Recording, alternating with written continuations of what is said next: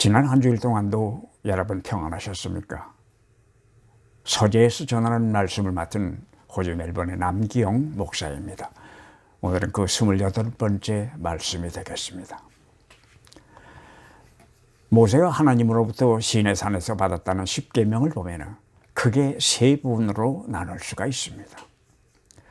처음 4계명은 하나님에 관한 것으로 하나님을 어떻게 섬길 것인가를 말하고 있습니다. 다시 말하면 하나님과 바른 관계를 갖기 위하여는 어떻게 해야 하는지를 말하는 것입니다.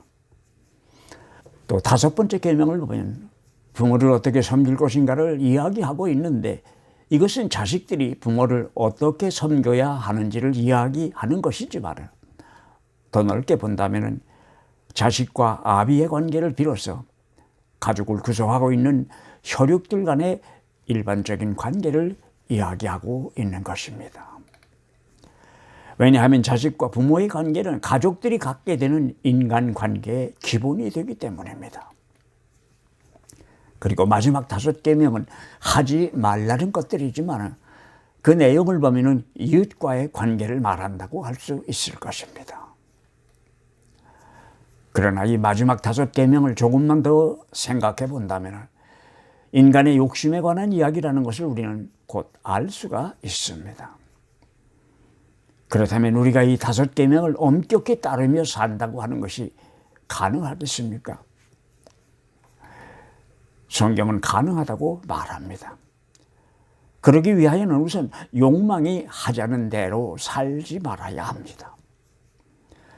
그런데 10계명 후반절 5계명은 하지 말라는 것들이지만은 산상수훈이라고 알려진 마태복음 5장의 말씀은 그와는 반대로 하는 것으로 되어 있습니다.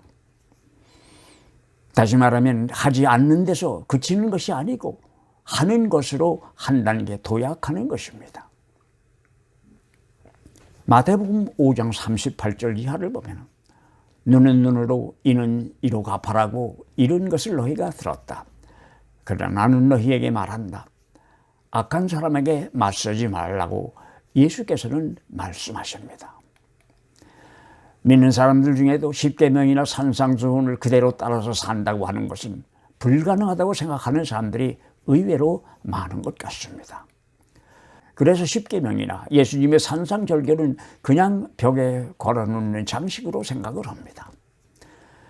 다시 말하면 방에 누워서 히말라야의 사진을 바라보면서 만년설을 이고 있는 정상을 정복하겠다는 것과 비슷한 것입니다. 사람들은 예수님의 산상설교대로 산다는 것은 한낱 이상에 불과하다고 생각하면서 실천이 불가능한 어려운 말씀이라고 합니다.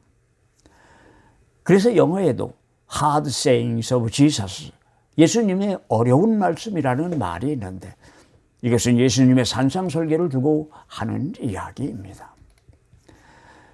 그래서 이 예수님의 가르침은 성자와 같은 특별한 사람들에게나 해당되는 말씀이라고 생각하면서 스스로를 위로하려고 애를 씁니다. 예수님의 이상을 따라서 산다고 하는 것이 불가능하다고 생각하는 것은 그 허구한 날 손해만 보면서 살아야 할 것 같으니, 혹시 잠시라면 몰라도 평생을 그리 산다고 하는 것은 자신이 없다고 생각하기 때문일 것입니다. 바로 그것이 우리 믿는 사람들의 고민입니다. 그런데 사도행전 2장 끝머리를 보면 초대교회 신도들도 같이 모여서 듣기에도 흐뭇한 공동생활을 했다는 기록이 있습니다. 그런데 어찌된 일인지 그 후에는 이 공동체에 대한 이야기가 성경 어디에도 더 이상 나오지 않습니다. 그래서 사람들은 이 공동체는 오래 지속되지 못했던 것 같다고 말합니다. 어떤 성경학자들은 이와 같은 신앙 공동체가 잠시나마 구성되고 운영될 수 있었던 것은 예수께서 재림하시는 그날이 언제인지는 정확히 알 수는 없었지만 자기들 생전에 꼭 이루어질 것이라는 믿음이 있었기 때문에 가능했다는 이야기를 하기도 합니다. 실은 한국에도 동란이 끝나고 한참이나 사회가 어수선할 때 그런 공동체가 생겨났던 일이 있었습니다. 여러 가정이 참여를 했다가 패가망신을 했던 일이 있었습니다. 그렇다면 예수님의 산상설교는 우리에게 무슨 의미가 있는 것입니까? 그것은 그저 이루지 못할 하나의 꿈이나 이상입니까? 비록 그 가르침이 이상이라 하더라도 이상이 있는 곳에는 젊음이 있습니다. 나이가 아무리 젊어도 이상이 없는 사람에게는 젊음은 없는 것입니다.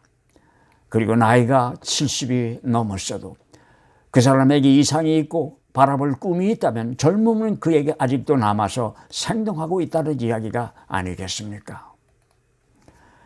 마음이 고우면 얼굴도 예뻐지고 정신이 병들면 몸도 병든다는 이야기는 자주 하면서도 마음이 젊으면 몸도 젊어진다는 간단한 원리를 왜 좀 더 많은 사람들이 미처 생각하지 못하는지 모르겠습니다.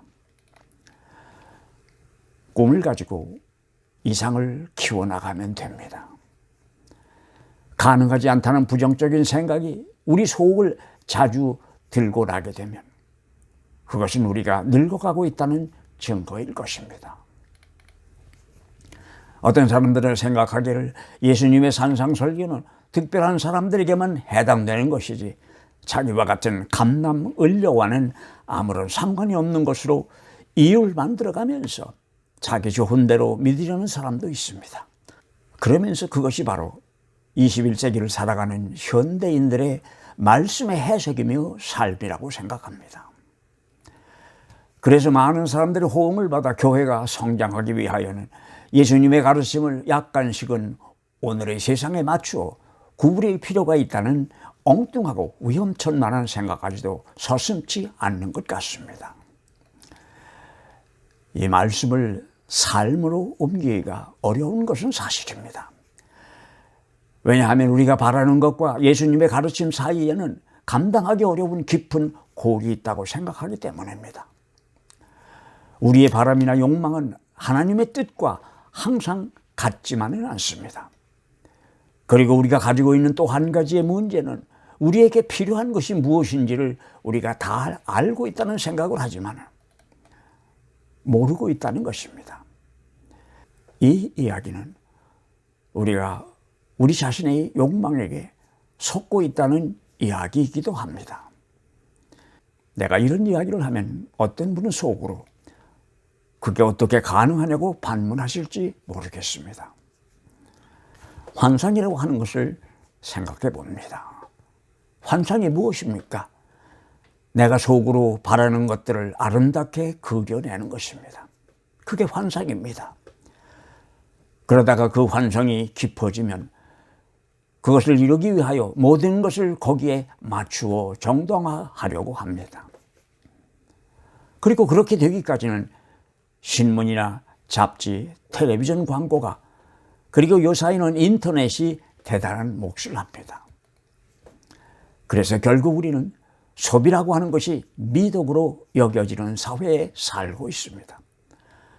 다른 말로 한다면 갖고 싶은 것이 많아진 세상을 살고 있다는 것입니다. 지금부터 50년 전만 해도 구두는 한 컬에만 성성한 게 있으면 되었는데 지금은 10컬레가 있는데도 2컬레를 더 사서 12컬레를 만들려고 합니다. 그리고 그 갖고 싶은 욕망의 대부분은 물질적인 것입니다. 그 물질적인 것을 얻기 위하여는 재력이 더 필요하고 그래서 어른할 거 없이 돈을 쫓아다닙니다. 내가 이런 이야기를 하면 어떤 분은 아이들이 무슨 돈을 쫓아다니느냐고 하실지 모르지만 대학을 가는데도 돈 잘 버는 학과가 인기라면 그게 그 이야기가 아니겠습니까? 돈이라고 하는 것이 인생의 목적으로 둔갑을 하기에 이른 것입니다. 그런데 예수께서는 무엇이라고 하십니까? 물건을 사서 창고에 쌓아두려고만 하지 말고 다른 사람이 내 속옷이 필요해서 법정에 고소를 하려 하거든 겉옷까지도 주라고 하시지 않았습니까?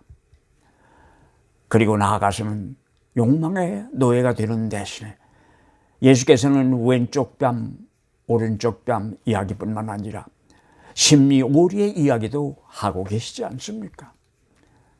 그런데 우리는 아이들에게 무엇이라고 가르칩니까? 자신은 스스로 지켜야 한다면서 2등이나 3등은 지는 것이니 꼭 1등을 해야 한다고 하지 않습니까? 이 원리를 따른다면 한 학급 30명 중에서 한 명만 이긴 아이고 29은 진 아이가 되는 해괴한 논리가 성립되는 것이 아닙니까? 세상에 그런 것이 어디 있습니까? 한 명이 이긴 자이고 29이 진 자라고 한다면 그 사회 전체는 성자입니까? 아니면 패자입니까? 결국은 나 혼자 승자가 되기 위하여 전체를 패자로 만드는 원리가 아니겠습니까? 그런데 그 전체 속에는 나도 포함되니 결과적으로 나는 승자입니까? 패자입니까? 십계명이나 예수님의 가르침은 우리의 삶이 되어야 한다는 이야기입니다. 그렇다면 그렇게 하기 위하여는 어떻게 해야 합니까? 교회에 빠지지 않고 잘만 나가면 됩니까? 목사님 설교 말씀만 공책에 열심히 받았으면 되는 것입니까? 결국은 내가 변해야 합니다. 내가 그 말씀을 따라서 송두리째 변해야 한다는 것입니다. 그러지 않고는 예수님의 말씀을 삶으로 옮길 수도 없을 뿐 아니라 하나님의 나라와 나와는 아무 상관도 없는 것이 되고 말 것이기 때문입니다. 십계명이 지키는 것이라면 예수님의 산상설교는 사는 것입니다. 지키는 것은 내가 변화되지 않아도 가능합니다. 왜냐하면 지키는 것은 한 번만 할 수도 있는 것이기 때문입니다. 그러나 그렇게 산다고 하는 것은 내가 변하던 다음에야 가능한 일입니다. 그런데 어찌된 일인지 아직도 많은 사람들은 말씀을 그냥 지키면 되는 것으로 생각하는 것 같습니다. 어쩌면 그래서 하나님께서는 나 같은 사람을 시켜서 이렇게 늦게까지 이 작은 생각이나마 계속 말씀드리도록 하시는지도 모르겠습니다. 여러분 오늘도 같이 해주셔서 감사합니다. 그러면 다음 주일 저녁 시간에 다시 뵙겠습니다.